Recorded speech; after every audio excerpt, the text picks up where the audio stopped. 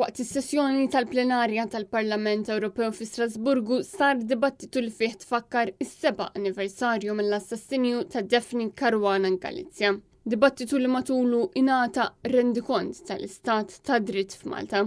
Il-kap tad-delegazzjoni tal-Partit Nazzjonalista David Casa u l-MP Peter Rajus ipparteċipaw f'dan id-dibattitu, fejn l-MP samlu referenza għal rekomendazzjonijiet tal-inkjesta pubblika u kritikaw lill-Gvern Malti minħabba li dawn ma ġewx implementati. L-MP David Casa insista li kulħadd għandu jaħdem sabiex jassigura li ssir ġustizzja mhux biss għall-assassinju nnifsu imma anke għall korruzzjoni kollha li kixfet Daphne fix-xogħol investigattiv tagħha. David Casa saħaq l-istituzzjonijiet għandhom jipproteġu lin-nies u mhux lill-politiċi korrotti.